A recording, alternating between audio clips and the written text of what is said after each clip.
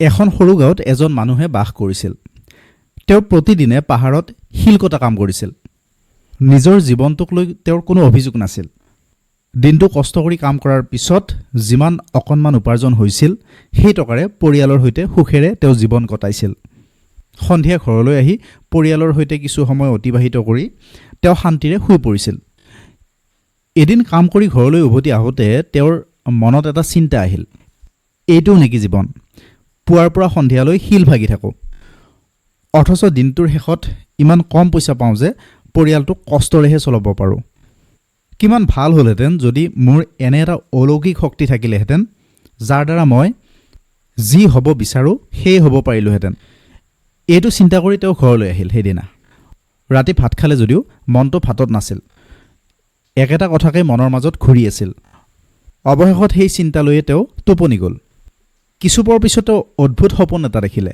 সপোনত তেওঁ দেখিলে যে তেওঁ প্ৰতিদিনৰ দৰে কাম শেষ কৰি ঘৰলৈ উভতি আহিছে। বাটত এটা বিশাল বৰ সুন্দৰ প্ৰসাদ দেখিলে।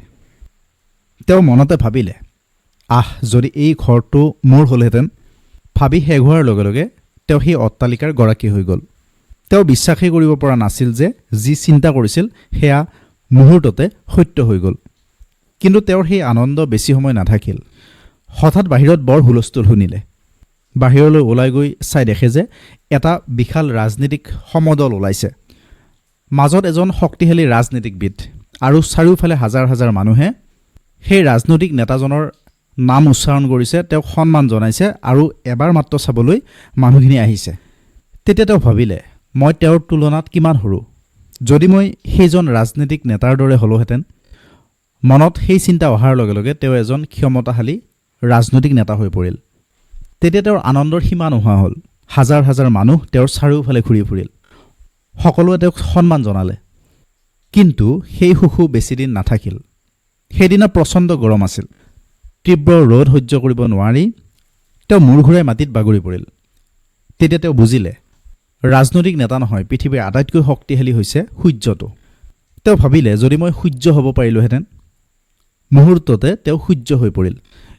এতিয়া তেওঁ সমগ্ৰ পৃথিৱীকে পোহৰ আৰু তাপ দিছে। আৰু কি হ'ল, অকণমান পিছতেই আকাশত ডাঙৰ ডাঙৰ ক'লা ডাৱৰ আহি সূৰ্যৰ পোহৰ ঢাকি পেলালে। তেতিয়া তেওঁ বুজিলে, সূৰ্যতকৈ শক্তিশালী কোনোবা আছে, সেয়া হৈছে ডাৱৰ। তেওঁ এবাৰ ইচ্ছা কৰিলে, যদি মই ডাৱৰ হওঁ, আৰু তেওঁ লগে লগে ডাৱৰ হৈ পৰিল। তেওঁ আকাশত উৰি ফুৰি মনটো তেওঁৰ আনন্দৰে ভৰি পৰিল। কিন্তু কিছু সময় পিছতেই জোৰকৈ বতাহ আহিল আৰু সেই বতাহে সেই ডাৱৰ জলৈ তলৈ ঠেলি লৈ গ'ল। তেতিয়া তেওঁ ভাবিলে, বতাহ দেখোন তাতকৈও শক্তিশালী। যদি মই বতাহ হওঁ। তেওঁ মুহূৰ্ততে বতাহ হৈ পৰিল। এতিয়া তেওঁৰ ভিতৰত অসীম শক্তিৰ অনুভৱ এটা হৈছে। ইচ্ছা কৰিলে লাহে লাহে বলিব পাৰে, ইচ্ছা কৰিলে প্ৰচণ্ড ধুমুহা হৈ আহিব পাৰে, সকলো উৰুৱাই লৈ যাব পাৰে।